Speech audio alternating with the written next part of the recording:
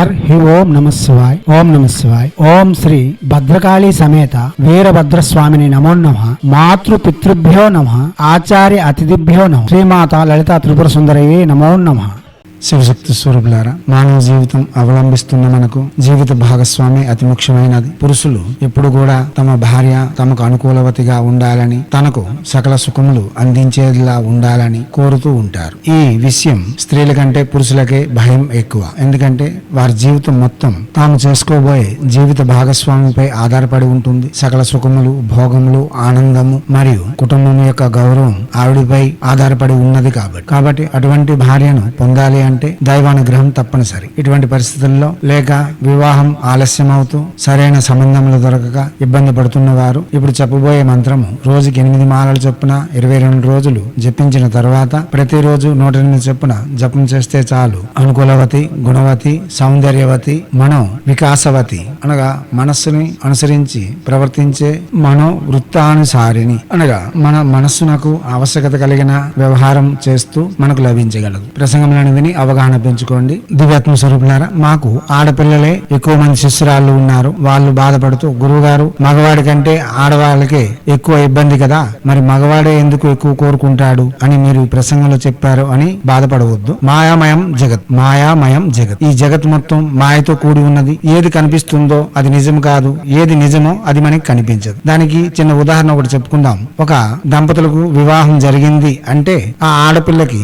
చెల్లెలు చెల్లెలుగానే ఉంటుంది, అన్న అన్నగానే ఉంటాడు, తండ్రి తండ్రిగానే ఉంటాడు, మేనమామలు, చిన్నాన్లు, పిన్నిలు అందరూ ఎక్కడ స్థానంలో అక్కడే ఉంటారు. కాగా పెళ్ళైన ప్రతి స్త్రీ సంవత్సరానికి ఒకసారైనా సరే తన కన్నవారింటికి తప్పనిసరి వెళ్తుంది. గాని ఒక ఆడపిల్ల మెడలో తాళి కట్టిన మాత్రమున, తాళి కట్టిన తక్షణమే మగవాడికి తన అప్పజెల్లెళ్ళు ఆడబొట్లు అవుతారు, అన్నదమ్ములు బాగార్లు అవుతారు, తల్లిదండ్రులు బరువు అవుతారు, లేక అడ్డంకం అవుతారు. ఇదే మాయ. నిజానికి చూసేటప్పటికి ఆడపిల్లే అన్ని వదులుకొని వచ్చింది, సర్వము తన భర్త కోసం వదులుకుంటూ వచ్చిందని చెబుతాం. గాని జరిగింది అది కాదు. ఒకసారి అన్నదమ్ములు వీడిపోతే 10 సంవత్సరాలకు ఒకసారి అయినా సరే ముఖం చూసుకుంటారని ఎవరూ చెప్పలేరు. గాని ఆడపిల్ల ప్రతి సంవత్సరానికి ఒకసారి అయినా సరే తన కన్నవారింటికి వెళ్తుంది. ఇదే మాయ. మాయామయం జగత్. కనిపిస్తున్నది నిజం కాదు, నిజము కనిపించదు. ఈ మంత్రములు ప్రత్యక్షంగా జపం చేసి ప్రతిఫలితములు పొందండి. ఇప్పుడు మంత్రము: పత్నీం మనోరమాం దేహి మనోవృత్తానుసారిణిం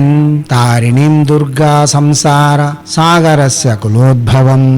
మంత్రం మరోసారి: పత్నీం మనోరమాం దేహి మనోవృత్తానుసారిణిం తారిణిం దుర్గా సంసార సాగరస్య కులోద్భవం.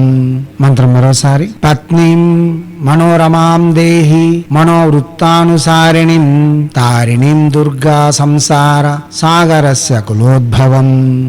దివ్యాత్మ స్వరూపులారా, ఇటువంటి మంత్రములు ప్రత్యక్షంగా జపం చేసుకుని ప్రతిఫలితములను పొంది మనకు వస్తున్న భయముల నుండి, ఆపదల నుండి విముక్తి పొంది ఆనందకరమైన జీవితం కొనసాగించేందుకు మన హైందవ సనాతన ధర్మ ఋషులు మన కోసం అందించి ఉన్న అతి సౌమ్యదాయకమైన సహజమైన సాధనలు ఇవి. వీటిని ప్రతివారు చేసుకోవచ్చు. ప్రయత్నపూర్వకంగా చేసి ప్రఖ్యాతిగాంచిన ఫలితములు పొంది ఉన్నతమైన జీవితం గడుపుకునేందుకు తమ వంతుగా నిర్మాణాలు చేసుకుంటారని ఆశిస్తూ హైందవ సనాతన ధర్మ ఋషులు మనకు అందించిన విద్యలు వినియోగించుకోవడంలోను, భారతీయ సంస్కృతి సాంప్రదాయాలు కాపాడడంలో ముందంజలో ఉంటూ మన ఆచారాల యొక్క గొప్పతనాన్ని ప్రపంచానికి వెలుగెత్తి చాటేందుకు మనవంతుగా కృషి చేయాలని కోరుతూ ఎప్పుడు మీ సేవలో రత్నశ్రీ హిందూ సేవ సమాజ్ ఆచార్య భీమ్ సింగ్ రవికుమార్ ఆర్ ఆఫ్ నిఖిలానంద సాగర్ మహారాజ్.